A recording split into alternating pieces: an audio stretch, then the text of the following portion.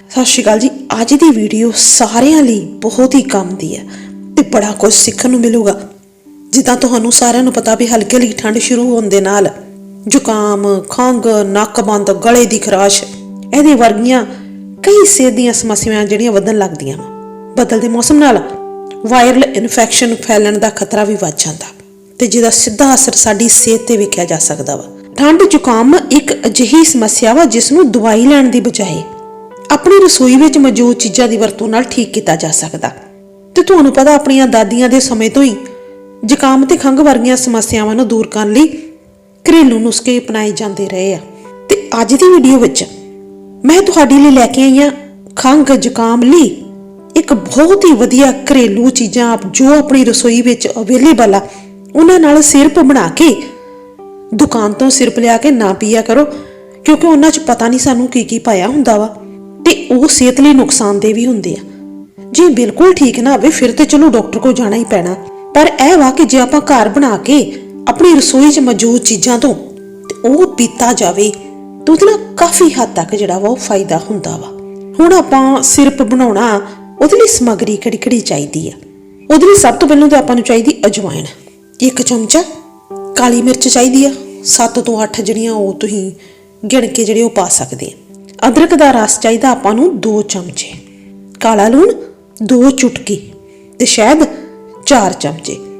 ਇੱਕ ਵਾਰ ਫਿਰ ਦੱਸਦਾ ਵੀ ਅਦਰਕ ਦਾ ਰਸ ਆਪਾਂ ਪਾਉਣਾ 2 ਚਮਚੇ, ਕਾਲਾ ਲੂਣ 2 ਚੁਟਕੀ, ਅਜਵਾਇਣ 1 ਚਮਚਾ ਤੇ ਕਾਲੀ ਮਿਰਚਾਂ ਪਾਉਣੀਆਂ 7 ਤੋਂ 8 ਤੇ ਸ਼ਹਿਦ ਦੇ ਪਾਉਣੇ ਜੇ ਡਬਲ 4 ਚਮਚੇ। ਹੁਣ ਇਹਨੂੰ ਬਣਾਉਣ ਦੀ ਵਿਧੀ ਵੀ ਦੱਸਦੇ ਆ ਵੀ ਇਹ ਬਣਾਉਣਾ ਕਿਸ ਤਰ੍ਹਾਂ ਵਾ।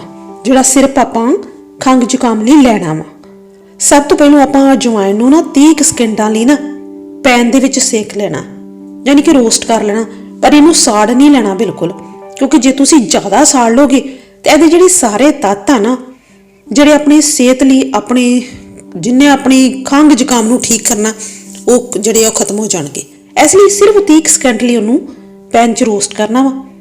ਫਿਰ ਅਜਵਾਇਣ ਨੂੰ ਠੰਡਾ ਕਰ ਲੈਣਾ ਵਾ ਤੇ ਉਹਨੂੰ ਮਿਕਸਰ ਗ੍ਰਾਈਂਡਰ ਵਿੱਚ ਪਾ ਕੇ ਤੇ ਨਾਲ ਹੀ ਤੁਸੀਂ ਜਿਹੜੀਆਂ ਕਾਲੀਆਂ ਮਿਰਚਾਂ ਵਾ 7-8 ਜਿਹੜੀਆਂ ਉਹ ਵੀ ਪਾ ਦੇਣੀਆਂ ਤੇ ਉਹਨਾਂ ਨੂੰ ਪੀ ਲੈਣਾ। ਹੁਣ ਇਹ ਜਿਹੜਾ ਮਿਸ਼ਰਣ ਬਣਿਆ ਵਾ, ਹੁਣ ਇਹਨੂੰ ਕੌਲੀ 'ਚ ਪਾ ਲੈਣਾ ਵਾ ਤੇ ਉਹਦੇ 'ਚ ਜਿਹੜਾ ਅਦਰਕ ਦਾ ਰਸ ਕੱਢਿਆ ਵਾ ਉਹ ਪਾ ਲੈਣਾ, ਨਾਲ ਹੀ ਕਾਲਾ ਲੂਣ ਪਾ ਲੈਣਾ ਤੇ ਸ਼ਹਿਦ ਮਿਲਾ ਕੇ ਮਿਕਸ ਕਰ ਲੈਣਾ ਤੇ ਤੁਹਾਡਾ ਕੈਮੀਕਲ ਫ੍ਰੀ ਖੰਘ ਦਾ ਜਿਹੜਾ ਸਿਰਪ ਆ, ਪੀਣ ਵਾਲੀ ਦਵਾਈ ਆ, ਇਹ ਤਿਆਰ ਹੋ ਗਈ ਆ। ਹੁਣ ਇਹਨੂੰ ਪੀਓ ਤੇ ਖੰਘ ਜ਼ੁਕਾਮ ਦੀ ਸਮੱਸਿਆ ਤੋਂ ਛੁਟਕਾਰਾ ਪਾਓ। ਹੁਣ ਇਸ ਤੋਂ ਬਾਅਦ ਵੀ ਆਪਣਾ ਸਿਰਪ ਤੇ ਬਣ ਗਿਆ, ਇਹਨੂੰ ਪੀਣਾ ਕਿੱਦਾਂ, ਇਹਦੇ ਫਾਇਦੇ ਕੀ ਆ। ਸਭ ਤੋਂ ਪਹਿਲਾਂ ਤਾਂ ਮੈਂ ਤੁਹਾਡੇ ਨਾਲ ਸਾਂਝੇ ਕਰਦੀ ਆ ਵੀ ਜਿਹੜੀਆਂ ਆਪਾਂ ਚੀਜ਼ਾਂ ਇਹਦੇ 'ਚ ਪਾਈਆਂ ਸਿਰਪ ਦੇ ਵਿੱਚ, ਉਹਨਾਂ ਦੇ ਕੀ ਫਾਇਦੇ ਆ। ਫਿਰ ਤੁਸੀਂ ਆਪਣੇ ਆਪ ਹੀ ਸਮਝ ਜਾਣਾ ਵੀ ਇਹ ਸਿਰਪ ਸਾਡੇ ਲਈ ਕਿੰਨਾ ਫਾਇਦੇਮੰਦ ਆ, ਸਪੈਸ਼ਲੀ ਸਰਦੀਆਂ ਵਿੱਚ। ਅਜਵਾਇਣ ਸਭ ਤੋਂ ਪਹਿਲਾਂ ਜਿਹੜੀ ਆਪਾਂ ਪਾਈ ਰੋਸਟ ਕਰਕੇ, ਅਜਵਾਇਣ ਜਿਹੜੀ ਐਂਟੀ ਇਨਫਲੇਮੇਟਰੀ ਗੁਣਾਂ ਨਾਲ ਭਰਪੂਰ ਹੁੰਦੀ ਆ, ਜੋ ਜ਼ੁਕਾਮ, ਬੰਦ ਨੱਕ ਤੇ ਛਾਤੀ ਦੀ ਬਲਗਮ ਕਾਰਨ ਹੋਣ ਵਾਲੇ ਦਰਦ ਤੇ ਬੇਆਰਾਮੀ ਨੂੰ ਦੂਰ ਕਰਨ ਵਿੱਚ ਮਦਦ ਕਰ ਸਕਦੀ ਹੈ। ਇਸ ਤੋਂ ਬਾਅਦ ਆ ਗਿਆ ਅਦਰਕ ਦਾ ਜਿਹੜਾ ਸੇਵਨ ਆ ਉਹ ਸਾਡੇ ਇਮਿਊਨ ਸਿਸਟਮ ਨੂੰ ਮਜ਼ਬੂਤ ਕਰਦਾ, ਜਿਸ ਨਾਲ ਖੰਘ ਤੇ ਗਲੇ ਦੀ ਖਰਾਸ਼ ਨੂੰ ਠੀਕ ਕਰਨ ਵਿੱਚ ਮਦਦ ਮਿਲਦੀ ਹੈ। ਤੇ ਇਹ ਜਿਹੜਾ ਮਿਸ਼ਰਣ ਆ, ਇਹਦੇ ਕਾਰਨ ਜ਼ੁਕਾਮ ਤੇ ਖੰਘ ਨੂੰ ਜਲਦੀ ਠੀਕ ਕੀਤਾ ਜਾ ਸਕਦਾ ਵਾ। ਇਸ ਤੋਂ ਆ ਗਿਆ ਜੀ ਕਾਲੀਆਂ ਮਿਰਚਾਂ।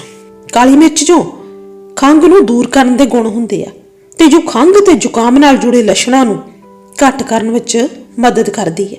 ਸਪੈਸ਼ਲੀ ਜਦੋਂ ਖਾਂਸੀ ਆਉਂਦੀ ਹੋਵੇ ਤੇ ਉਹਦੇ ਲਈ ਜਿਹੜੀ ਕਾਲੀ ਮਿਰਚ ਆ ਤੇ ਸ਼ਹਿਦ ਆ, ਇਹ ਤੇ ਅੰਮ੍ਰਿਤ ਦੇ ਸਮਾਨ ਆ।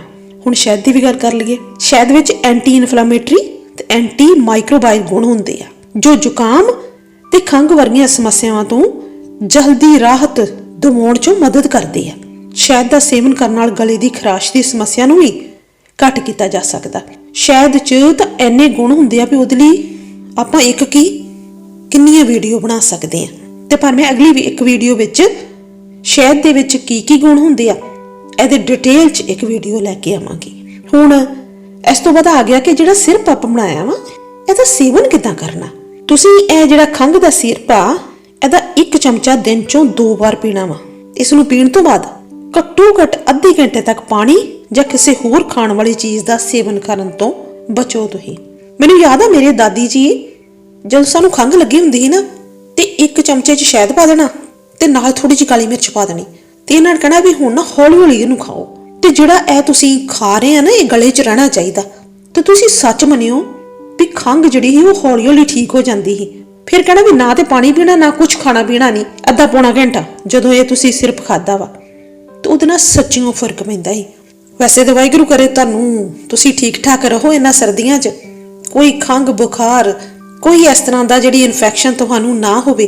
ਪਰ ਜੇ ਖੰਘ ਲੱਗ ਜਾਂਦੀ ਹੈ, ਫਲੂ ਹੋ ਜਾਂਦਾ ਵਾ, ਜ਼ੁਕਾਮ ਹੋ ਜਾਂਦਾ ਵਾ, ਬੰਦ ਨੱਕ ਹੋ ਜਾਂਦਾ, ਤੇ ਉਹਦੇ ਲਈ ਇਹ ਸਿਰਪ ਬਣਾ ਕੇ ਜ਼ਰੂਰ ਪੀਓ, ਫਾਇਦਾ ਜ਼ਰੂਰ ਹੋਊਗਾ। ਫਿਰ ਮਿਲਦੇ ਹਾਂ ਇੱਕ ਨਵੀਂ ਵੀਡੀਓ ਦੇ ਨਾਲ, ਤਦ ਤੱਕ ਲਈ ਰੱਬ ਰਾਖਾ।